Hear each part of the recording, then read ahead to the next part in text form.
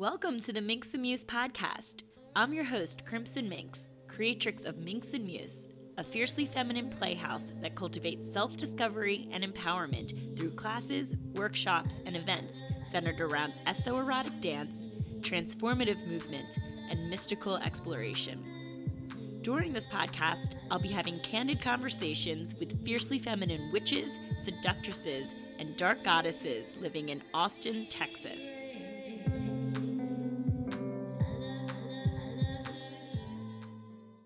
Welcome, Zoja Ülesoo, to the Minx Muse podcast. Thank you for having me. Yeah, thanks for being with us. What are we drinking today, babe? This is rosé. Rosé all Keeping it day. classy as we do. Cheers, my dear. All right, Zoja, how would you describe yourself in one sentence or less? So I am a queer, sex-positive stripper gymnast in the pursuit of bodily autonomy and freedom. I love that. That's amazing. And you're so much more than that. Yeah. But, you know, just to sum it up. To keep it catchy, yeah. Yeah. Oh my gosh. Well, yeah, so a lot to unravel there, but how would you describe your kind of creative career? So what does that look like? Because I know you do a lot of different things. Yeah, I am balls to the wall. I take on way too much all the time. You're a Leo, and you Yes. definitely enjoy that out there energy. Yeah, I'm definitely a fire sign. I dabble in so many things. I do have a 9-to-5 career. I work for the state. It's a big girl job. It kind of helps me finance all my other hobbies. But people are usually pretty surprised by that because the nature of my other projects is a little risque. Do they know like that you do this, or you just like whatever, I don't care type of thing, or how is that treaded? I keep it on the down low. I mean, I'm pretty modest at work. They don't even know I have tattoos or anything. Like I cover up. They probably wonder why I'm wearing a sweater in the summer. What? But I don't. I use my real name as my stage name. Like I've never felt the need to really conceal my identity. But I'm definitely not going to put it out there at work. But if they stumbled upon it, I would have a strong case for why they could not fire me, I think. Yeah, because what is that? Because you never signed an agreement saying that you couldn't do. Because I know some people in their jobs, they do have some type of agreement where they can't have photos taken of them in certain situations or stuff, right? I don't think the state does that. Yeah. They would probably have an issue with it being a discrimination thing. And I would certainly take that angle if it ever came to it, but hopefully it doesn't. I think the state's pretty scared of being sued, so Exactly, I don't think that, and who cares? Yeah. You know, who cares? I'm sure, your co-workers just want to go home and deal with their lives afterwards, and anyone who has any interest in that. But it's a shame some people do deal with that with their jobs. I've heard. I actually I've taught a class here where somebody from the same agency was like, are you I think we've corresponded over email before, but it was kind of like this funny little don't ask, don't tell, we're both here for the same reason. Just we both know something, but we're not gonna say anything.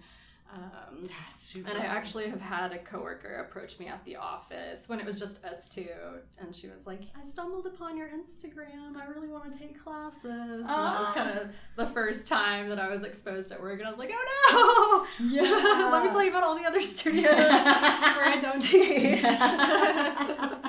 No, but that's the thing. People find it, and it's actually really impressive and cool. So it's rad that a female found it and was like, I know her from this other perspective. I had no idea she had this other side of her, and she's doing all this rad stuff. Yeah, it's kind of like having a split personality.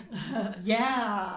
Okay, so you have a 9-to-5 big girl job. Yeah. So that helps me kind of pay the bills, finance all of my other hobbies. But I also teach here at Minx Muse. And at Vamps on the east side, and I'm a performance artist. I'm freelance, perform all around Austin, throughout the state. I'm a member of the Black Widow Burlesque troupe. Their slogan is keeping Austin Burlesque weird. And then I also produce a kind of DIY grassroots erotic variety show called Boner Bazaar. I'm the founder or co-founder. It's me and my business partner, Snake. But we'll probably get to that a little bit later. Hi, Snake. Yeah. Oh my gosh. You have a lot on your plate, and that's the thing. When I found out you had a 9 to 5, I was like, well, how do you do all the other things? And you're so dependable here. I just want everyone to know she's just like the most dependable, amazing person ever. Like, you would never know. So I guess you did. But that kind of proves that you like love what you do, right? Where you're definitely an extrovert. So doing things like that actually gives you more energy. Totally, yeah. And I am late to my office job all the time, but I would never be late to a class because I so much prefer teaching. See, no, case in point.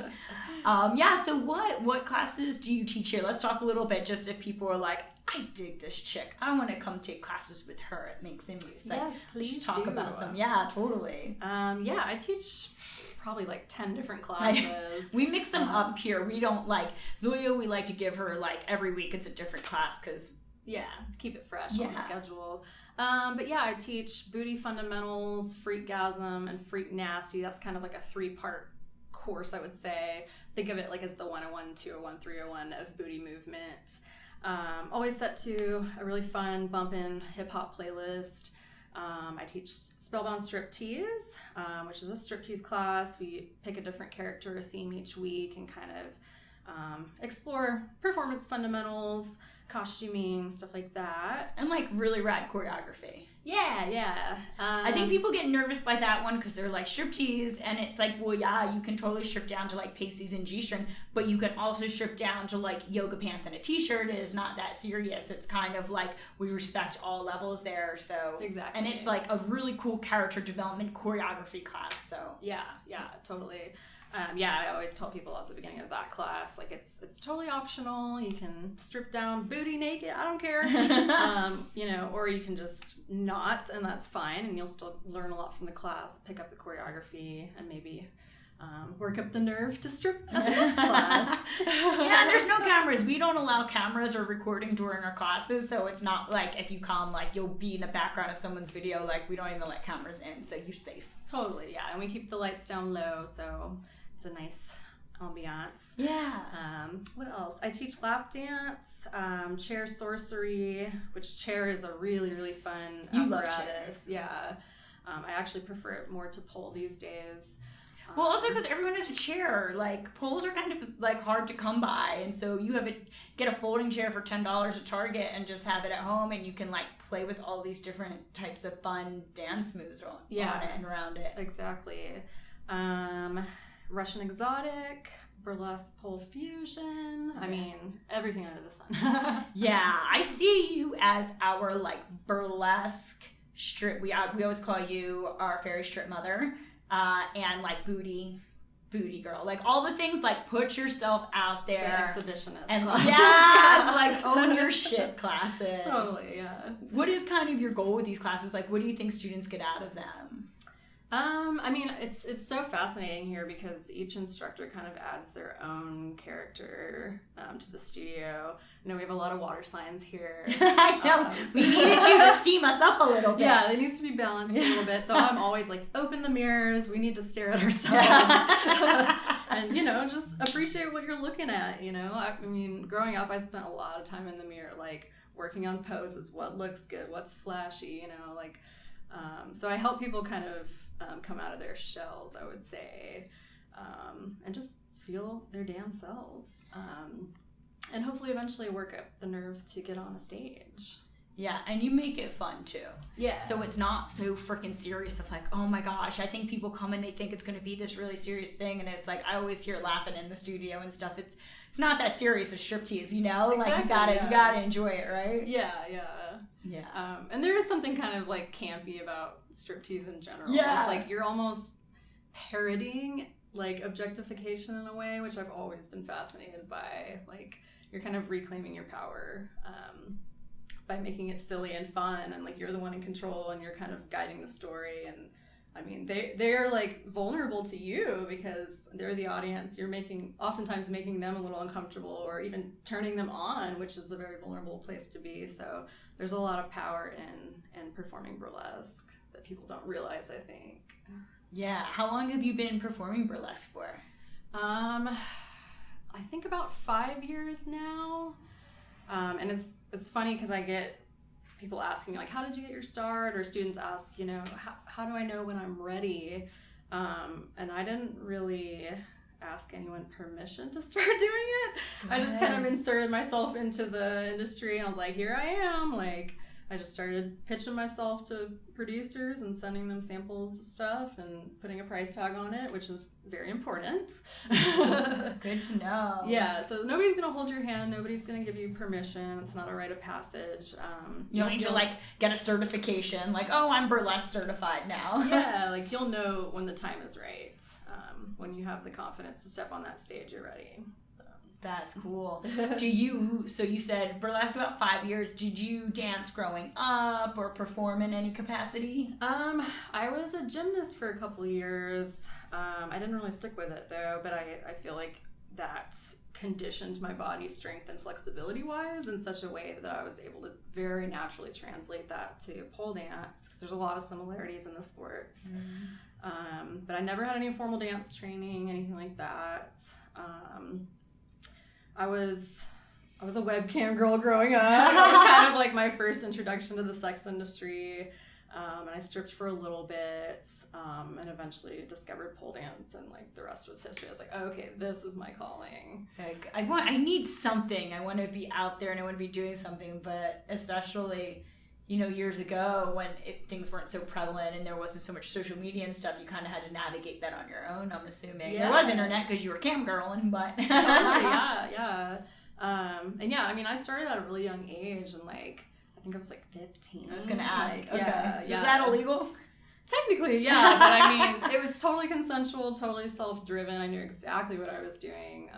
You know, I'm a millennial, so I grew up in the age of the internet and taught myself how to build websites, and like then, you know, one thing leads to another, stumbled upon this whole scene, and I was like, oh my god, this speaks to me. Like it was meant to be. But obviously there's a lot of like stigma and shame that comes with the sex industry, so I was kind of up against that for a lot of my life. And interestingly enough, I feel like I kind of had to come out at some point in my life as a sex worker, which was more difficult even than coming out as a queer person, I would say. Really? What did it look like? I was very ashamed growing up of what I was doing. Like and I didn't know why, but at some point I felt like I was just bursting at the seams. Like I needed to tell my closest friends, you know, like who I really was, basically. Because you never felt pressured to do it as something you'd love to do, but you're just like, I noticed this is not a thing we talk about. Yeah, and I felt like I was doing something bad or dirty or, you know. Mm-hmm. And so like when I brought this up to my close friends, like I was met with a lot of resistance. Like they were worried about me, or, you know, oh, like, were you abused, or like all these different scenarios that I was just like, whoa, no, like I actually love this. Like, wow. Like I want to do this with my life. Like, yeah, so that was really, really kind of a shock to me. But you know, as I like came into my adulthood and who I really was as a person, I finally was just like, you know what, like, what are you gonna do? This is who I am. I'm just gonna run with it. Like, and it's been so liberating, and I wish that for other people who might be still closeted about that side of themselves. Yeah, I mean, did you make money at that age? Hell yeah. You're a hustler from day one. Oh yeah, I had them wrapped around my finger. Yeah, but that, I mean, if it makes you happy and that was your thing, that's awesome. It's better than a job at like a Gap or McDonald's or exactly, whatever, right? Yeah. And that's an argument you hear all the time, like pro sex work, that like we do all kinds of exploitative things for money. You know, we might as well do things that we enjoy and are good at, you know? Yeah. And then you worked at a club too? Yeah, for a little bit. I worked at Palazzo and Yellow Rose here in Austin. And the Yellow Rose? Yeah, I'm an old school Austinite. But yeah, I didn't find that as rewarding, because it was like in person, so it was like, I have to actually touch you. Yeah. That's funny. Yeah. Oh my goodness. But at least you have that experience and you tried. Yeah. But you knew you liked the performance aspect. Totally. So that's cool. And then you kind of got, was there anything particular that turned you on to burlesque, or like something that like made you aware of it even, or was it just kind of like a flow thing? Well, I actually had a feminist radio show in college. I went to UT. I didn't know that. Yeah, where we interviewed women from the community who were doing cool things, kind of like you're doing. What? And we brought in the owner of Brass Ovaries. This was like 10 years ago. This was the first pole studio in Austin. It was like in a hot garage. Yeah, it was just like one pole. And she was like a military veteran and a like stripper of like 10 years, and just blew my mind. Like, it was a whole new world of like badass. And she kind of had like a military style approach to pole dancing, which was fun and interesting to me because I came from a gymnastics background. So and that is one subset of pole dance. But when I came to Minx Muse, I saw a whole other realm. Like I really like that you kind of stripped it down to just free movement and dance and like and feelings, and like it's not as hardcore as we make it out to be all the time. So thank you. Yeah, it's been really amazing. It's probably good for you to have that balance, because we have some amazing studios here. Brass Over is still open. There's so many other studios, and you can definitely access the gymnastic stuff, but it's good to treat your body to maybe just some like flow movement and non-gymnastics for sure sports sometimes, and around the pole too. So. Yeah, and that's kind of the beauty of the scene here is that there's a lot of studios, but they're not really in competition because they're all offering completely different styles. So that's nice. It feels like a community. It doesn't feel like it's competitive or anything. Yeah, that's how I feel. Yeah. But, yeah, I can't speak for everyone, but yeah, it's good. Like even like you work at Vamps, like you work at another studio and you teach completely different things there, which is rad. So totally. Yeah, I feel like coming into the burlesque and the performance and that kind of stuff is totally like you. Yeah. Because you are like super creative. So what first of all, for those who don't know, what's it mean when you say like you're in a troupe, like you're in Black Widow Burlesque? What's that mean? So I'm a member of Black Widow Burlesque. They are keeping Austin Burlesque weird. So all of the troupe members are producers and performers. So we all get together, have meetings, run the budgets, do all the promotion as a team, basically. Oh, cool. I didn't realize that. Yeah. I may just be asking this question for myself because I'm like, what is that even? What are you doing? Yeah, totally. So it's kind of like a cooperative. And their edge is they're really like big on pop culture, especially movies. Mm-hmm. So like they just did a show called Uncaged, which is like a Nicolas Cage themed show, which I was like, guys, is this gonna work? And it was like their highest selling event ever. Just because it's so out there and Austin's so out there. Keep it weird. Yeah, and then we do our annual Spanksgiving benefit show. It's like an entire weekend of burlesque. It's, local performers and all the troupes kind of get together to raise money for a good cause. Last year it was the ACLU. So that's November 22nd and 23rd if you're interested in checking that out. But yeah. Yeah, so that's it. When you're in a troupe, it's like a co-op. Yeah. It's like a performance co-op. And then you are also like a producer of your own show. Y'all.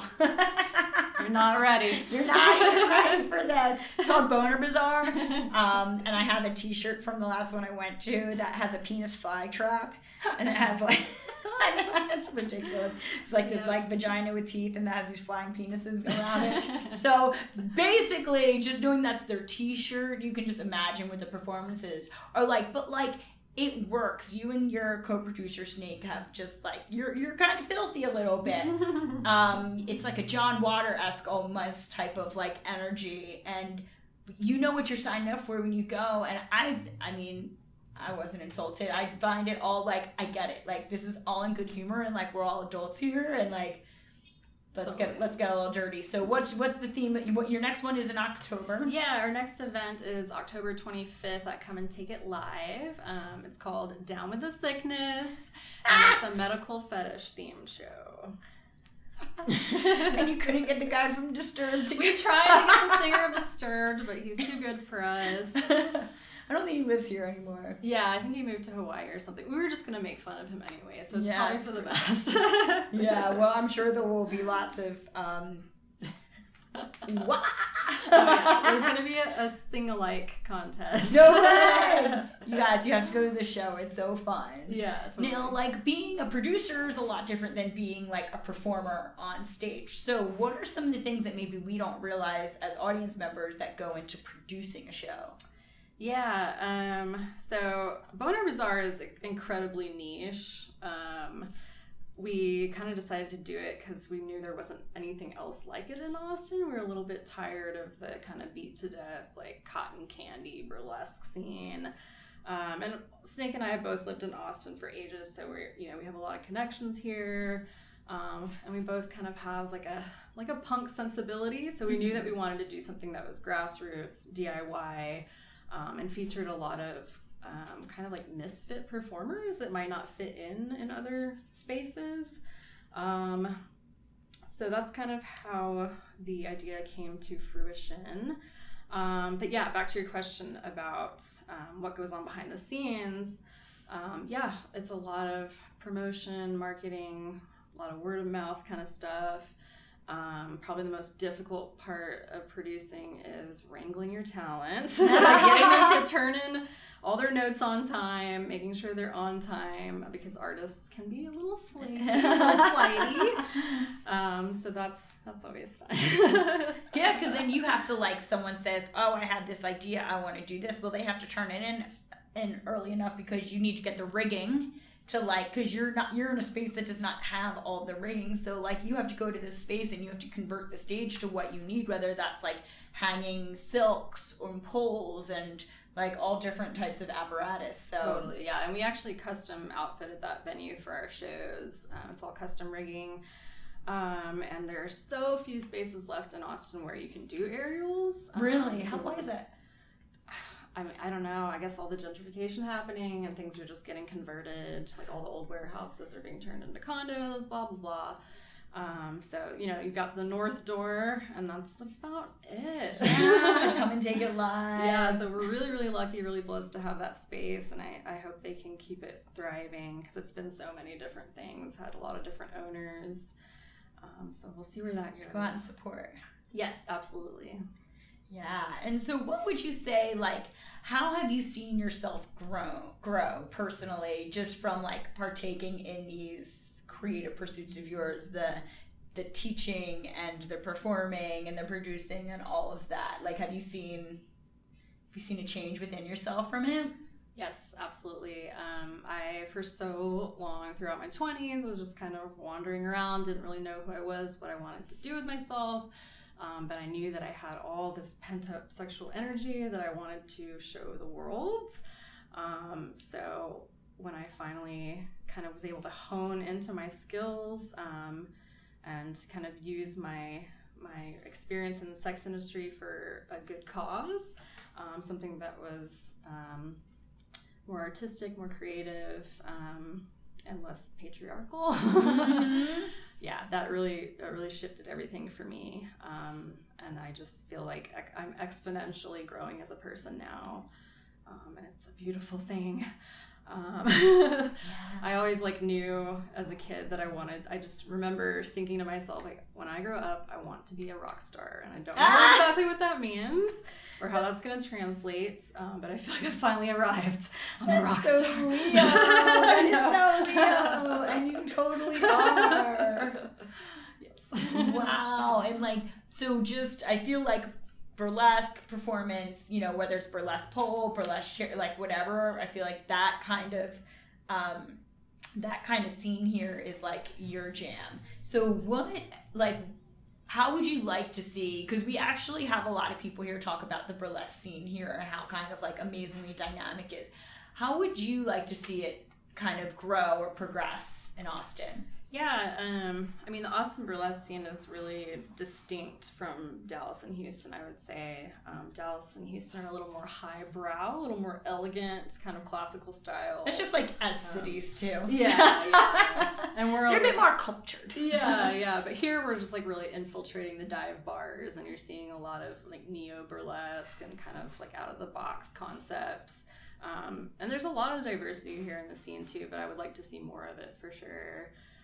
As far as like getting better representation of queers and people of color, all types of bodies.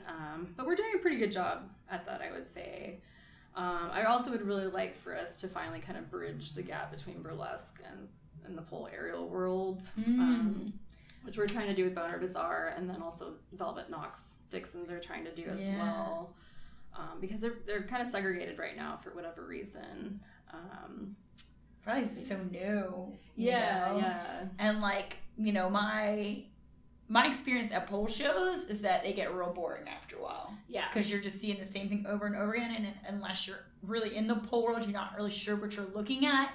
Whereas with burlesque, there's so much more storytelling and razzmatazz. For sure, yeah. So it's kind of, I love the combination of the two. I think that's what makes it like watchable. Yeah. And I think also the pole adds like a nice little like added dynamic to burlesque that just makes it more interesting than just maybe, you know, Totally. It can really enhance the storytelling. Because burlesque, not to go into too deep in the history of it, but burlesque did like emerge from striptease, but then it kind of grew to be like storytelling. Yeah. I mean, and it's funny because like trying to emerge into the burlesque world, having been a pole dancer, and I think a lot of pole dancers struggle with this, is that we are so focused on tricks that we just strip right out of our clothes within the first 5 seconds. And that's something I really had to unlearn, to really learn to breathe and take my time and kind of tap into the art of the tease, right? Not just be like a showman with my tricks. Yeah.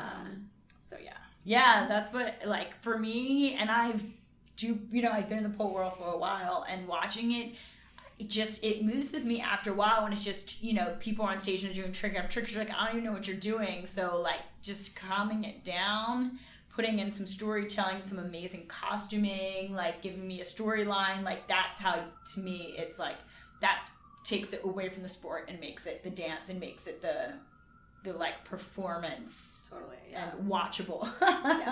Yeah, and I think a lot of pole dancers, because they're bearing so much of their own body weight, and these tricks are really difficult, that they have a strange face on usually. Yeah. Like they're not engaging with the audience usually, or they're just making a weird face. So that's kind of like the final like polishing touch, is like working on the faces. Yeah. That's rad. So if someone's like, you know, I'm so attracted to this burlesque and burlesque pole thing, other than like maybe I would say go catch shows throughout town, there's also like, what are some other troupes that you like? Like there's Fat Bottom Cabaret, that's good. We mentioned Velvet Knox. So there's Frisky Business is really great. They kind of have a residency at Elysium and Friends with Benefits. I was a part of that troupe for a little while. They're great. They have a residency at the Highball. But yeah, there's like 10 different troupes. Check them out. Give them your money. Yeah. Exactly. And if someone's like, I'm into it, okay, I'm going to start going to these shows just to get like inspired, what do you think is something that they could do if they're thinking about doing it themselves? Yeah, well, the Austin Academy of Burlesque is a really great start. Or come take classes with me. But I mean, like I said, I was pretty self-taught. I just kind of jumped into the scene and I was like, I'm here, I'm working now. Yeah, so. Take some classes all over the place.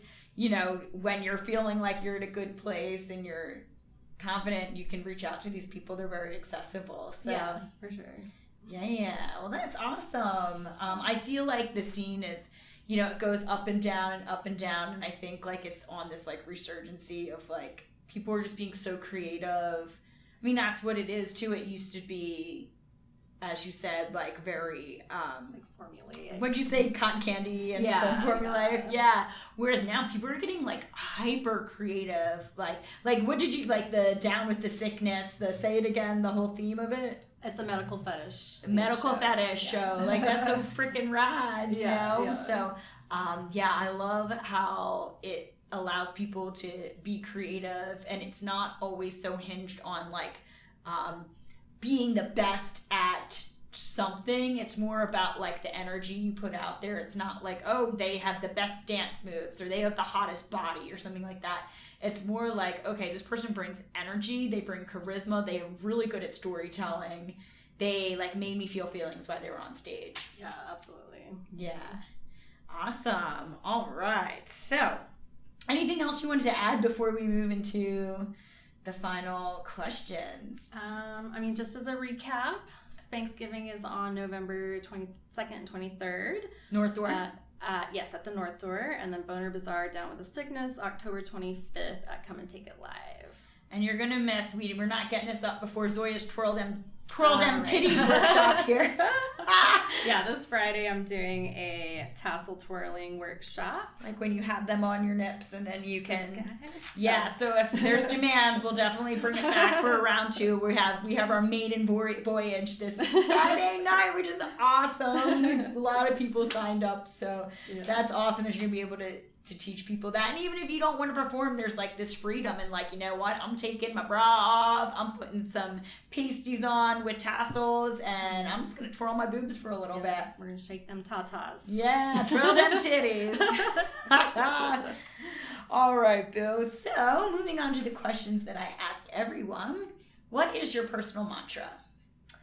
I have a couple. Sure. The first one that I always kind of repeat in my own minds to keep me motivated is good things happen to those who hustle.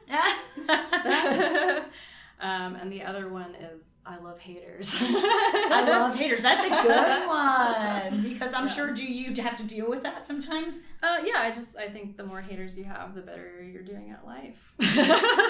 I have one of my favorite quotes is that if you're not offending someone, you're boring everyone. And so that's kind of a one for me. If people kind of get at me about something, I'm like, well, at least I'm not boring everyone. Yeah, exactly. So it just means you're standing out and you're like making people feel feels. Yeah, which is they cool. want what you have. Yeah. If they work hard enough, they can have it. All right. What is your favorite sensuous indulgence? So many things. I like to take a hot bath. Candles, incense, chocolates, all those good things. Yeah, which you have to for all the work you do and all that you have to prioritize that sometimes too. Yeah, my body hurts all the time. I can imagine. All right, and then speaking of like the hustling, and hopefully in a healthy way, but what is something that you're currently manifesting? I'm not really manifesting anything specific. I feel like I'm always just kind of manifesting success. It's always kind of in the back of my mind. Like, I just know that good things are coming because I'm working hard, I'm doing what I need to be doing. And being patient with it too. Yeah. That's the one thing. I feel like people maybe see you where you are and don't realize kind of the steps that you've taken, and like it takes a while, you know? You don't get to take classes for a few months and then be like, have your own troupe and all of that, but like enjoy. It's like a fun freaking ride, right? Exactly, like, how you not have fun just taking classes and workshops and going to shows? Like, dive into that. Exactly. Yeah. So I just know that the universe is gonna show me what it needs to show me if I just keep at it, keep hustling, go with the flow. Yeah. There's that fine line too between like forcing something and like recognizing like, all right, I'm putting my efforts out there and that universe show me next step. Exactly. I've been trying to do that too myself, so I'm glad that you said that. All right, final question. What is one thing in Austin that we should all check out? So there is this kind of keep it on the down low, hush hush, guerrilla DIY strip club called Big Dick's House of Big Boobs. And if you don't know, you don't know. But if you have an in, you'll get an email invite with the location. So just ask me if you want it. I'll share it with you happily. But it's basically an anybody can dance situation. I was going to say, it sounds like it's chicks, dude, any gender identification in between type of thing. Yeah. A lot of amateurs, people with zero experience. There's a pole set up, a big catwalk, and you just get up there and do your thing, and the audience makes it rain on you, and you go home with a bunch of money. That's cool. I don't know any of the cool things, so I had no idea about this, but I like the name because I have a dirty mind. So say the name one more time. It's called Big Dick's House of Big Boobs. I want a t-shirt with that. Yeah, so if you ask So is it like amateur night all the time? She only does these events maybe like once every 6 months. Okay. It'll just kind of pop up. She's based in California, but she'll fly in for events. But interesting. yeah, it's really rowdy. Wow. Very illegal, so that's why it's on the down low, because it's usually fully nude. So don't tend to po-po. Yeah, I think there should be I think there should be some type of like amateur type, because I've been to ones like this, not here, but like an amateur night where like anyone can just come on and strip and dance, and it's like, you know, there used to be one at a place called Cheetahs in LA that was like once a month that you could sign up, and just people would come and like throw money at you, and you could just like amateur dance and however you wanted to. And that's, so if anyone needs some like business ideas, right? Yeah, I don't know how lucrative it is, but like, is that even important? Right. No, if you're kind of in this world and you're thinking next things, then you can't wait 6 months for the next. Yeah, it gets really rowdy. That's they did fun. get shut down for a little while. So yeah. Don't get a narc on us. Keep it on the deal. But yeah, if you want. But you're cool if you're listening to this. Yeah, so exactly. So DM me if you want the address. Yes, and I will put all of Zoya's like social media and all that in the show notes, so you can find her there. Yeah. So Zoya, thank you so much for chatting with us today. Let's cheers one more time. For having me. Oh, Cheers. yeah, you're so welcome. We had Miss O'Kist on, who's another person. If you're interested in this world and you haven't caught that episode, go back and listen to Miss O'Kist. Yeah, and she'll be in our show in October. And she's a producer of Spanksgiving, so so if you're into the burlesque thing, check out that past episode, and if you know people who are into burlesque, share this episode, and thank you so much. Bye guys. Bye. Thank you for joining us for the Minx Muse podcast. You can find show notes and learn more about the studio at www.minxandmuse.com. Go get your life, boo, and we'll see you again soon.